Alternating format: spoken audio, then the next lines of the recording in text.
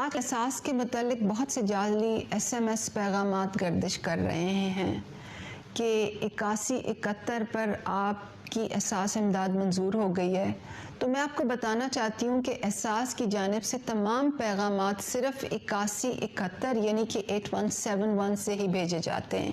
اس کے علاوہ کسی دوسرے نمبر سے احساس اپنا میسج نہیں بھیجتا.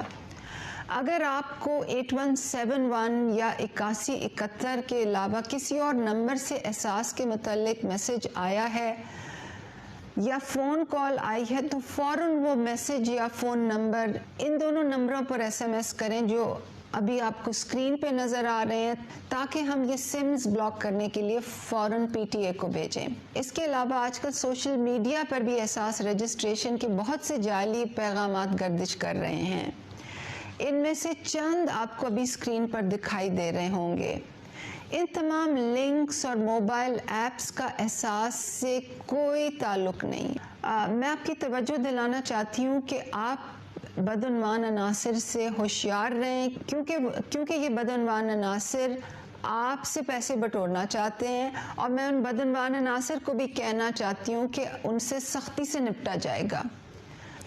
احساس پروگرام میں رجسٹریشن صرف احساس سروے اور احساس رجسٹریشن ڈیسکوں کے ذریعے ہی ہوتی ہے اور اس کی کوئی فیس نہیں ہوتی.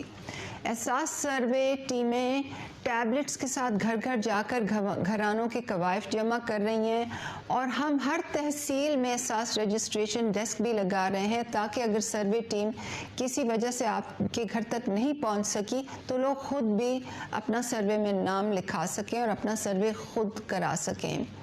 مگر ملک میں کورونا کی وجہ سے ہمیں احساس رجسٹریشن ڈیسکس عارضی طور پر بند کرنے پڑے ہیں.